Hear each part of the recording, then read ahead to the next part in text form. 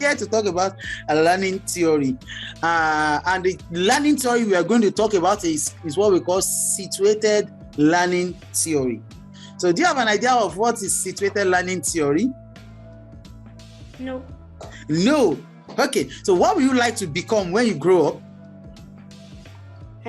A veterinary doctor. Oops! You want to be a veterinary doctor. So who is a veterinary doctor? A veterinary doctor is a kind of doctor that takes care of animals. So if you are able to take care of animals the same way a veterinary doctor does, that means you are a veterinary doctor. Is that correct? Yes. Awesome. So the theory says that if you want to be a veterinary doctor, you can only claim to be a veterinary doctor when you can do what a veterinary doctor can do. So when you can do what an expert veterinary doctor can do, that qualifies you to be a veterinary doctor. Do you agree with that? Yes. Okay, so let's look at it. I'm going to give you two options, and I want you to just tell me which one do you think will be the best way for you to learn to be a veterinary doctor.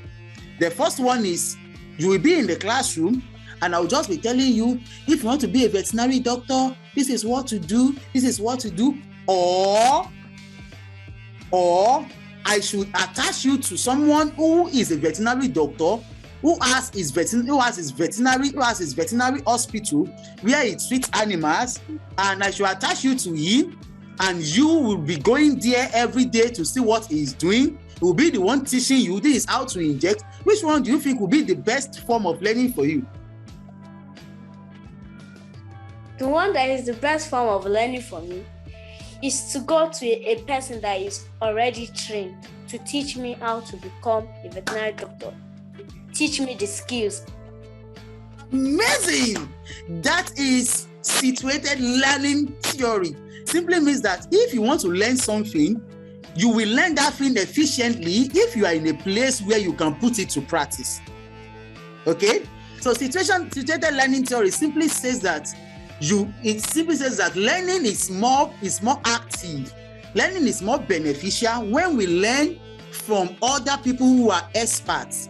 When we learn in a community, from those who are ahead of us. So as we engage, as we participate in that learning community, we acquire skills. And as we acquire those skills, we become professional. And as we become professional, we also end up becoming people that will be able to teach other people. Do you have any idea about situated cognition theory? In my opinion, it's the way the mind works and how people kind of work to achieve their goals, I guess.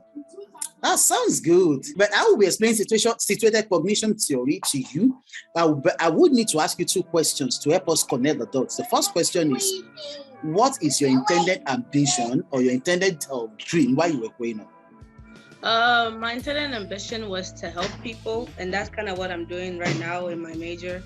I'm in the major of human services pre-med path, so it all kind of just allows me to gain the knowledge that I need to help others.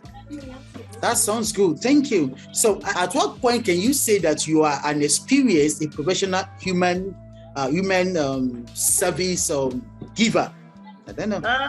At the point where I can be able to analyze people and help people as much as I want, and just being able to do what my major requires. Awesome. So at the point where you can do what other people in the field, what experts in the field can do, at that point you would have achieved your dream. Thank you. And that is the background for situated cognition theory. Situated cognition theory believes that there's a relationship between the environment where learning occurs, the practices that leads to learning, and the application of learning. So for situated cognitive theory, it believes that if you want to become an expert in a field, you have to learn from experts in that field, interact with them, and as you interact with experts in that field within the community, then you grow from a novice. You grow from a novice gradually until you acquire the competencies that qualifies you to become an expert in that community. Then you become an expert too, and you also serve as a model For novices, they are coming and the cycle continues. So we are looking at the situated learning theory or situated cognitive theory. And to help us understand this theory better, I'll be asking you 2 questions that's going to lead into a deeper discussion. Well, I will consider myself a professional when I have a broad understanding like professionals and can do what experts professionals can do. That is amazing. Thank you for that response. Believes that then you should learn in a community of experts, that there is a community of experts where you can learn from, and as you actively engage in this community, you learn from those who are experts in that community. They learn from you, and as you continue to learn, you move from the position of a novice to the position of an expert, whereby you also can stand on your own without support.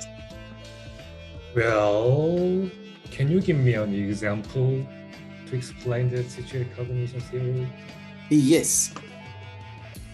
A very good example of the application of situated learning theory is the fact that there is always an advisor attached to a graduate student, and as a relationship as a result of relationship between the advisor and the graduate student develop competence. The graduate student is being guided by the advisor, and that graduate student moves from a position of a novice to an expert researcher. So that is a very good application of situated learning theory. So do you have any question for me? Yeah, if I have a question, I'll email you later. Oh, thank you so much. That sounds good. Okay. Thank you and have a great day. Bye. Bye.